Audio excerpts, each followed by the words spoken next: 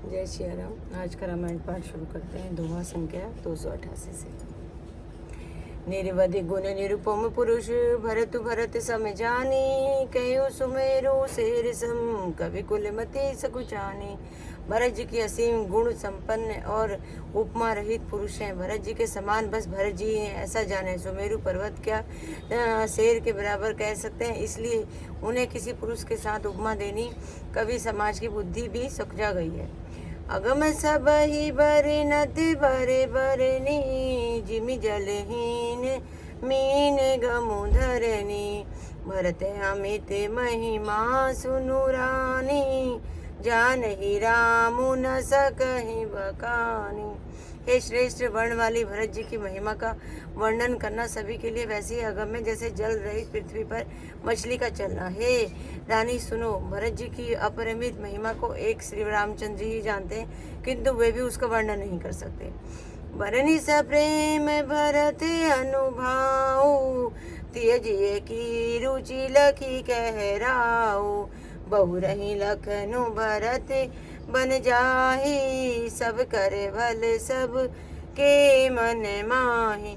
इस प्रकार प्रेम पूर्वक भरत जी के प्रभाव का वर्णन करके फिर पत्नी के मन की रुचि जानकर राजा ने कहा कि लक्ष्मण जी लौट जाएं और भरत जी को वन जाएं। इसमें सभी का भला है और यही सबके मन में है। देवी परंतु भरत रघुबर की, प्रीति प्रतीति जाई नहीं तर की। भरतु अवधि स्नेह ममता की, यद्यपि रामु सीम समता की। परंतु हे देवी, भरत जी और श्री रामचंद्र जी का प्रेम और एक दूसरे के प्रति विश्वास बुद्धि और विचार की सीमा के परे नहीं आ सकता। यद्यपि श्री रामचंद्र जी समता की सीमा है, तथापि भरत जी प्रेम और ममता की सीमा है। परमारथ स्वार्थ सुख सारे, भरत न सपने हूँ मन हूँ निहारे। साधन सिद्धि राम पगने हूँ, मोहि लखी परत भरत मत ऐहूँ।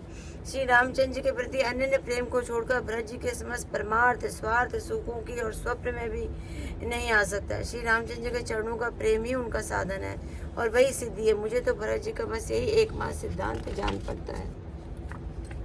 भो रहे भरत न पेलई, मन सुराम रजाई। करिए न सोच स्नेह बस, कहु भूप बिलखाई। राजा ने बिलख कर प्रेम से गदगद होकर कहा कि भरत जी को भूलकर भी श्री रामचंद्र जी की आज्ञा को से मन से भी आगे नहीं जाते, अतः स्नेह के वश होकर चिंता नहीं करनी चाहिए। राम भरत गुण गणत सप्रीति, निसि दंपति पलक सम बीती। राजी समाज प्रात जुग जाके, नाही नाही सुर पूजन लागे। श्री राम जी और भरत जी के गुणों की प्रेम पूर्वक गणना करते सुनते पति पत्नी को पलक में ही रात बीत गई। प्रातः काल दोनों राज समाज जागे और नहा कर देवताओं की पूजा करने लगे। गे नहाई गुर पहि रघुराई, बंदी चरण बोले रुख पाई। नाथ भरतपुर जन महतारी, शोक बिकल बनवास दुखारी।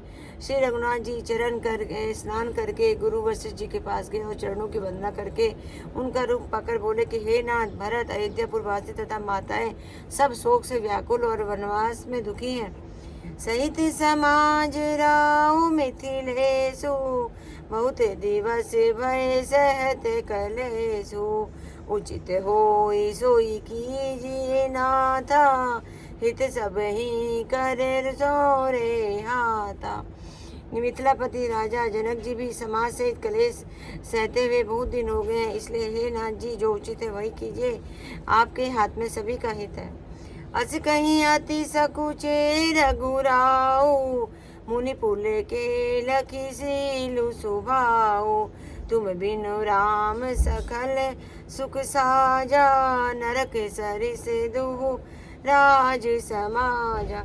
ऐसा कहकर श्री रघुनाथ जी अत्यंत ही सकुचा गए। उनका शोरशील स्वभाव देखकर प्रेम और आनंद मुनि वशिष्ठ जी भी पुलकित हो गए। उन्होंने खुलकर कहा कि हे राम, तुम्हारे बिना बार बार संपूर्ण सुखों के साज दोनों ही राजाओं को नरक के समान है। प्राण प्राण के जीव के सुख राम, तुम्हें तजी तात सुहात ग्रह, जिन्हीं तिन्हीं विधि भाम।